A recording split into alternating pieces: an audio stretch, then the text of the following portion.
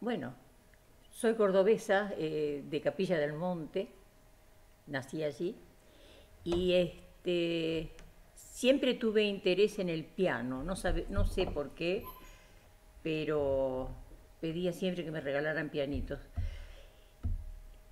No había antecedentes en mi familia de pianistas, así que no sé por qué. Son cosas que por ahí te manda Dios, no sabes. El asunto es que a los 5 años pude empezar a estudiar piano con la profesora que había en mi pueblo, que afortunadamente fue una gran maestra y la única maestra que tuve. Pero lógicamente estudiando y haciendo una carrera de música académica. Y eso no quitaba que como mi madre cantaba muy bien, mi mamá era de Pergamino, y cantaba muy bien tangos, rancheras, mi abuela también. Entonces ese clima que había en mi casa de canto siempre, yo lo llevaba al piano, sacaba las cosas que ella cantaba de oído, lógicamente. Para lo cual mi profesora me vivía retando, porque eso no había que tocar.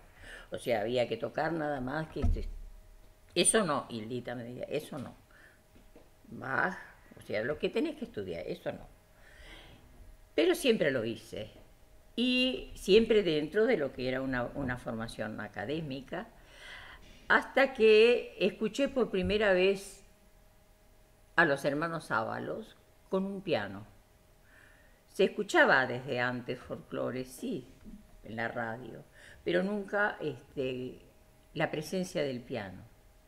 Y fue eso lo que yo tendría 12 años, más o menos, 13, que empecé a querer tocar esta música que a mí siempre me atrajo, la música nuestra, de una manera inexplicable, pero yo sentía que eso era algo para mí identificatorio de algo. Yo la sentía muy mía a esa música. La folclórica, no, el tango ya estaba instalado en mí, pero esto era otra cosa.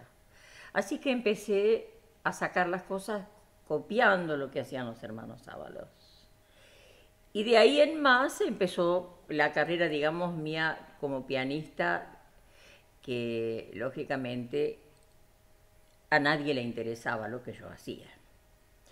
Por dos razones. Primero porque era mujer y segundo porque el piano solo en folclore no se escuchaba.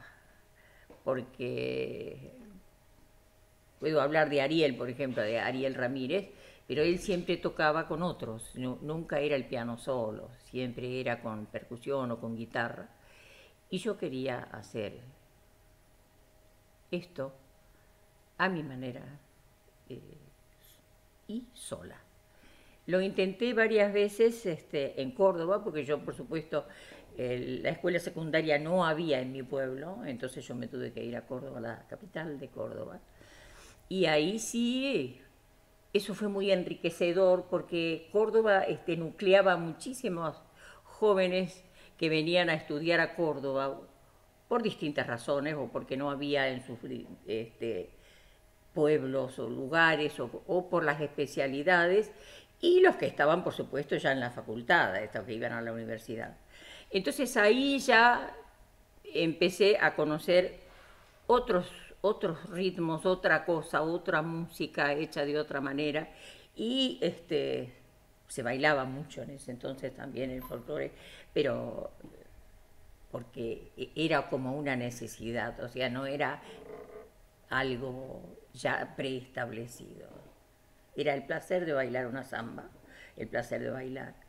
Y yo tocaba, por supuesto, estudiando para los grupos donde estudiábamos, lógicamente, pero siempre el problema fue que el piano solo no iba. Yo intenté en las radios, en radio en Córdoba, y me dijeron, venga con dos guitarras y un bombo y la contratamos inmediatamente. Siempre me hacían el mismo comentario. Además, sin canto, menos. Entonces, esos fueron los comienzos, digamos, de mi vocación determinante de lo que fue y de lo que ha sido hasta el día de hoy mi trabajo, porque siempre creí en el piano solo, pues yo escuchaba, me formé, mi generación escuchaba músicas populares fantásticas.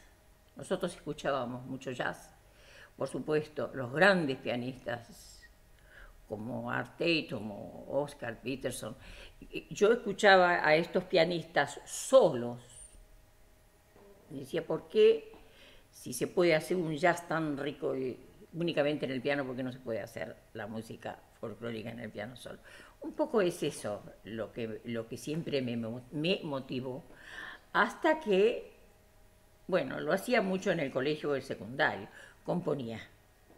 Componía cosas como hacemos al principio y hasta que tuve la gran suerte de conocerlo a Antonio Nela Castro, el salteño genial, poeta superior. Y yo tenía 18 años cuando lo conocí. Y acá en Buenos Aires.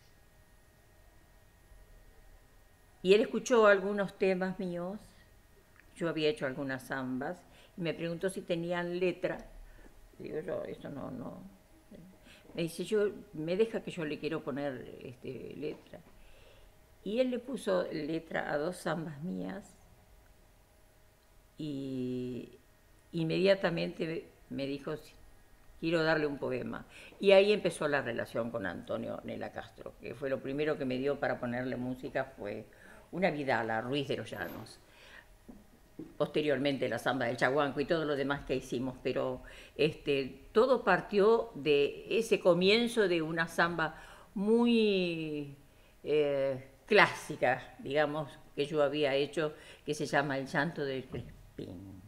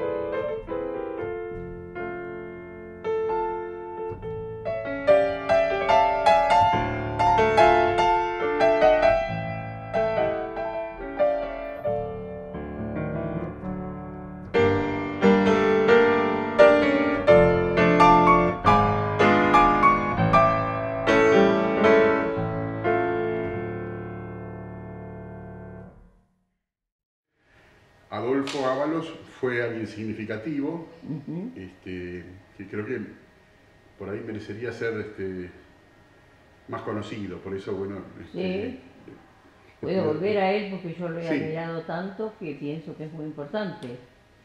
No sé, la figura de Adolfo Ábalos es señera en este campo de la música folclórica. No solamente por la creación del grupo de los hermanos Ábalos, que afortunadamente todavía está Vitillo, con el cual somos muy amigos y con el cual disfruto enormemente cuando él me acompaña con el bombo. Pero pienso que Adolfo fue un ejemplo para mucha gente de que se podía hacer un folclore ya con una mirada muy distinta, sobre todo la música del noroeste, porque él se especializó, lógicamente como santiagueño, en su región.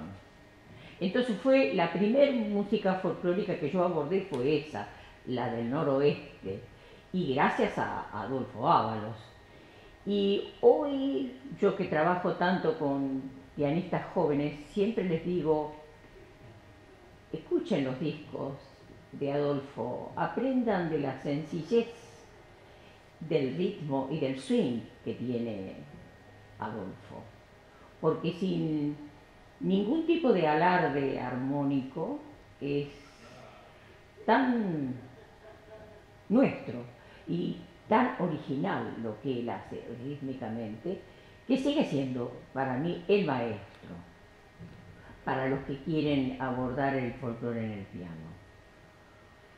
Insisto, sobre todo por la sencillez, porque si yo he aprendido algo en todos estos años, no solamente de él, del otro que aprendí muchísimo es de Yupanqui, que aunque nunca me dio clases de nada y un instrumento como el que él manejaba, que yo jamás toqué yo la guitarra, pero Yupanqui tenía el mismo concepto de la cosa austera, de la sencillez y de la profundidad.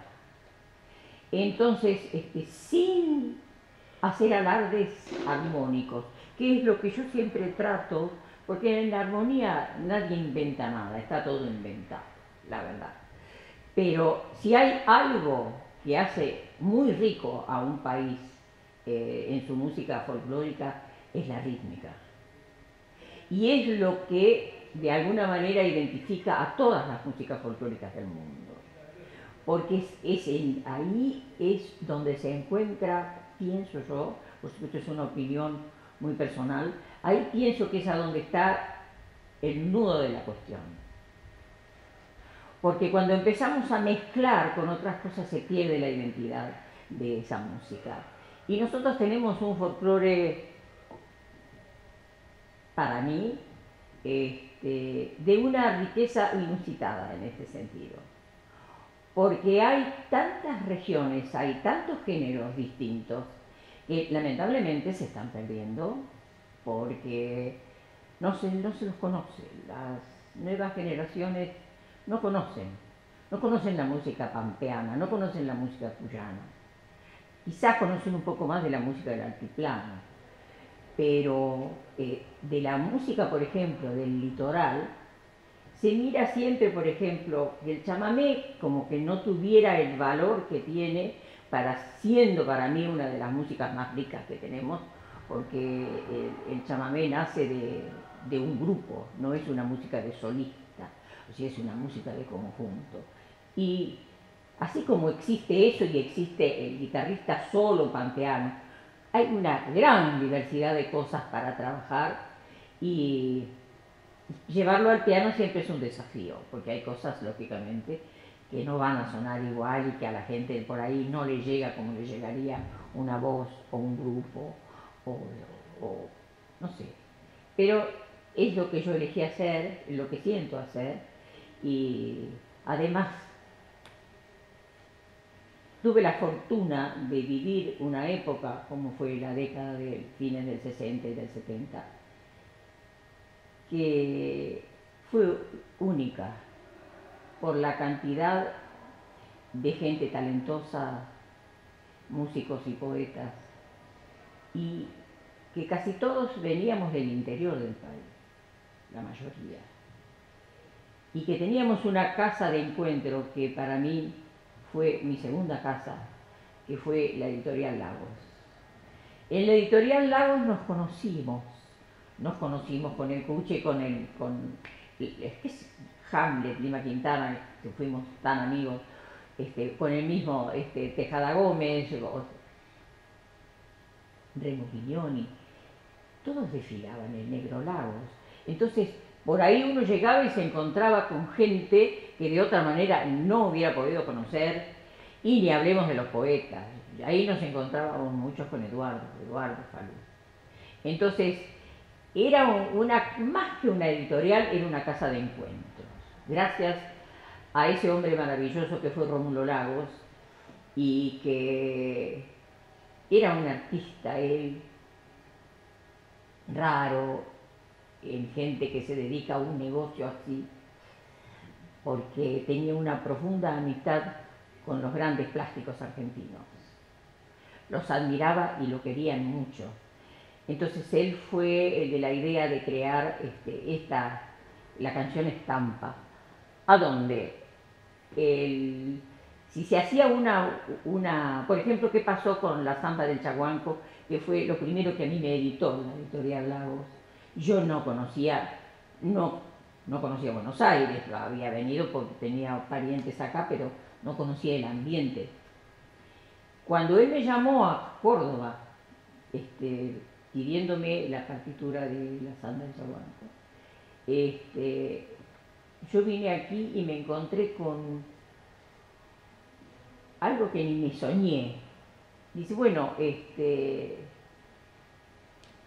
esta letra es fantástica y yo le voy a pedir a mi amigo Carpani a ver si hace una portada de qué. Entonces me dice, sí, nosotros hacemos esto. Cuando yo vi lo que era esa producción, que era a veces a la inversa, porque si por ahí se hacía sobre el texto la música, y por ahí se hacía sobre la música el texto. Entonces, como pasa siempre con los compositores, a veces hacen primero la música y después bueno. Pero acá era trabajar sobre los textos, la parte plástica. Cuando dijo de Carpani yo no lo podía creer, porque para mí Carpani fue algo extraordinario, y en ese momento estaba muy perseguido Carpani, como tanta gente. Y la portada de la Zamba del Chaguanco me pareció extraordinaria, esa cosa del indio ahí. Y ahí empezamos a todos a hacer una especie de cofradía muy lindo, a donde se pasaban los temas, se los mostraba, se opinaba, se criticaba, por supuesto, pero una época realmente de oro, que realmente lo tenemos que valorar a esto, porque no creo que se vuelva a producir una conjunción de cosas así. ¿Por qué? ¿Por qué los años 60, ya que estamos hablando, qué tenían? ¿Qué había en el aire? ¿Por qué ocurrió? Yo creo que todo parte, yo creo que ese gran movimiento del folclore de esa época parte de la poética. Porque sí había antes de ellos grandes, para mí, alguien que yo admiro y voy a admirar toda mi vida, es la obra de Polo Jiménez. Polo Jiménez, que se nacionalizó cordobés, él había nacido en Catamarca, pero toda su obra y su vida la hizo en Córdoba. Él fue uno de los músicos más completos en cuanto a conocimiento de la música del país. Todavía no habían aparecido los famosos poetas salteños cuando él empezó. O sea que estaba, como antes de él estaba también Miguel Ángel Trejo, o sea, grandes creadores del piano, o Luis Alberto Peralta Luna, por ejemplo. Pero de golpe empieza a aparecer ese enorme poeta que fue Jaime Dávalos, y lo que empieza a hacer con Eduardo Falú, empiezan a crear una música diferente al servicio de una poesía diferente. Entonces, es todo un movimiento que se crea, sobre todo en base a las poesías. Porque ya esto ya no eran letras solamente, ya tenían una dimensión superior. Ni hablemos de Castilla, bueno, no quiero nombrar porque son tantos y uno siempre deja a alguien afuera, pero tiene mucho que ver, pienso yo, esta formación, estos intelectuales, esta gente que eran gente muy formada, muy culta, muy lectores, y los músicos también. Los músicos se interesaban en eso y sobre todo no el que se decía en ese momento, no son canciones de protesta. No, no era que eran canciones de protesta, aunque estuvieran implícitas. Eran poetas que veían la realidad de otra manera y con otra óptica y con otro alcance, digamos, literario. Por eso es tan importante esto, al menos para mí. Y yo siempre agradezco a Dios haber formado parte de esta gente y haber tenido la ocasión de conocerlos, haber podido hacer lo que hice y siempre con el piano dejado de lado, porque la verdad es que a mí como pianista no me conocían. Siempre me conocieron como compositora. Si tuve que ir a Francia a grabar de casualidad, porque fui a pasear y de casualidad fui a pasear y de paso a tocar y ahí fue mi primer disco. Y gracias a eso, pero ya había pasado más de la mitad de mi vida. Podría decirse que, si bien los mendocinos lo patentaron, el nuevo cancionero empieza un poco allí con Jaime Dávalos. Yo creo que sí. Yo creo que sí. Hay distintos movimientos en las provincias, porque tenemos un país muy grande y como dice Atahualpa, el hombre y su paisaje da resultados diferentes. Entonces, la música, por ejemplo, que nunca se lo nombra, la música del litoral en esa época estaba como estancada en una especie de género ya fijo del chamamé, hasta que aparece gente como Chacho Müller. Chacho Müller es un caso de poeta y músico extraordinario, era rosarino, pero lo que hizo con la música del litoral es única, por el alcance tanto musical como poético. Y eso era en otro lugar, no era Salta. Lo mismo pasa en Santiago del Estero, lo mismo pasa en Mendoza, lo mismo pasa en el sur, en La Pampa sobre todo. Entonces, son muchas cosas dignas de ser analizadas, que en mi trabajo trato en lo posible de que conozcan, que se acerquen, que escuchen, que vayan y curioseen qué se hizo aquí, de qué manera, qué se trabajó. Yo cuando hablo de esto me entusiasmo mucho porque es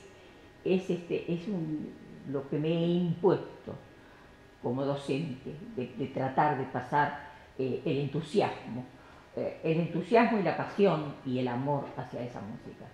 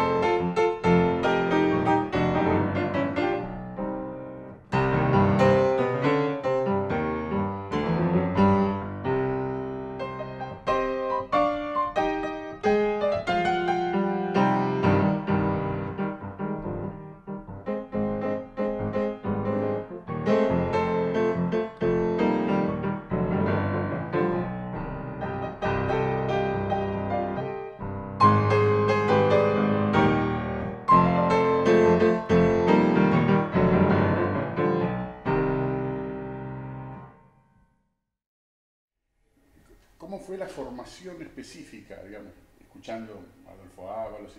Pero, digamos, hubo como una adaptación de su manera de componer y ejecutar probablemente de aquella formación académica para tocar obras de música clásica. Puede ser interesante, pero es muy simple. Es muy simple la cosa. Siempre, cuando doy clase, cuando trabajo con los chicos que quieren aprender, y que todos vienen de formación académica, siempre, se encuentran con el mismo problema con el que me encontré yo, porque no tenía quien me enseñara. Imitaba a la manera de cómo me habían enseñado a tocar el piano, lógicamente. Pero yo me daba cuenta de que había algo que fallaba, algo que faltaba. Pero ese algo que faltaba nadie me lo podía decir. Entonces era probar, borrar. Sobre todo el trabajo de la mano izquierda, que a mí me ayudó mucho eso. Yo tengo una mano izquierda más fuerte que la mano derecha y no sabía cómo manejarme con esto. Hasta que, fortuitamente, mi marido era santiagueño y tocaba el bombo. Entonces yo empecé a aprender a tocar el bombo, porque me di cuenta de que el problema era eso. A partir de que empecé a tocar el bombo y a darle importancia a la rítmica, estoy siempre hablando de una región, que es la región del noroeste, que es la primera que yo abordé, me di cuenta de que esos toques del bombo se podían llevar al piano. Entonces, siempre probando, error, probar, volver, hacer, buscar, sobre todo intensidades, colores, pero sola. O sea, al principio me resultaba difícil porque no me convencía. Hasta que fui un poco aplicando toda esta parte de la percusión en el piano y haciendo una especie de equilibrio o balance entre las dos manos. Pero nadie me enseñó. Era oír, tratar de imitar, lo mismo con la guitarra. ¿Por qué los rasguidos de la guitarra? ¿Cómo llevarlos al piano? Es todo un proceso de trabajo. Lo que yo siempre digo, es trabajo. Y es trabajo y sobre todo, la palabra que nadie usa, es amor hacia esa música. Porque si uno no la ama realmente y piensa que tiene mucho valor, no se preocupa por hacerlo, ni busca la manera de hacerlo. Yo pienso que cada instrumentista, cuando busca en su propio instrumento una música que le es extraña o que no es lo que aprendió en los conservatorios, ¿no es cierto?, tiene que trabajar y buscar cómo logro yo esto. Y eso, con mayor o menor suerte, es lo que yo hice en todo este tiempo, en ese momento. Después uno, claro, es otra cosa a medida que uno va creciendo. Tenés ya, no te digo un patrón, pero ya va el sola, la música y su paisaje, como decía Atahualpa. Son distintos, la manera de hablar del hombre de la pampa es muy distinta de la manera de hablar del hombre de la montaña. O sea, esa manera discursiva que tiene la música pampeana tiene mucho que ver con la palabra, que es lo que predomina en la música de la pampa, la palabra y la guitarra. Ahí no hay ritmos fuertes, ahí no hay percusión, no hay nada. Entonces uno tiene que buscar en el lenguaje del piano lo que se pueda acercar más a eso. Es difícil, es trabajo. A veces se logra, a veces no se logra. Lo mismo con la música cuyana. La tonada, por ejemplo, que es una de las canciones de amor más hermosas que tiene el país, es la tonada cuyana. También, cuando yo hice la tonada, que tengo que decir, porque no los puedo dejar en este momento de nombrar a la gente que escribió para que yo ponga música, y entre ellos mi hermano, que está en primerísimo lugar, que ya no está, con el que hice bastantes cosas, lo mismo que la enorme poeta de Margarita Durán, con la cual trabajamos tanto, y hoy es muy poco conocida Margarita Durán. Por ejemplo, muy poca gente sabe que el vals Amarraditos es de ella. Siempre piensan que es de Chabuca Granda. Y que el gobierno de Perú la premió por ese vals. Bueno, y con ella hicimos mucho trabajo, ella era porteña, hicimos mucho trabajo sobre la música del Río de la Plata. Con mi hermano, no, era cordobés igual que yo, hicimos también tonada, hicimos canciones, hicimos chacarera, bueno, son personas muy queridas que ya no están. Que sería muy bueno recordarlos, por lo menos en alguna melodía. Yo me acuerdo de una ¿De cuál? increíble, de Tinaja. Ah, de Tinaja, sí. Esa es de mi hermano Kiko. Claro. Bueno, ¿cómo no?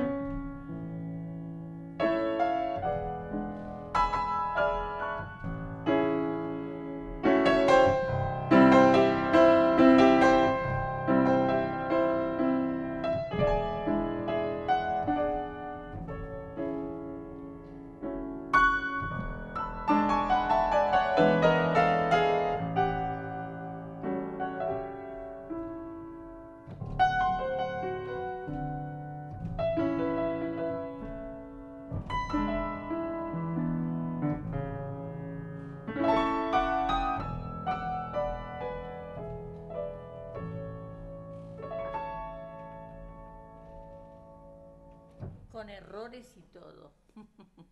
Me emociona siempre tocarlo. Me acuerdo mucho.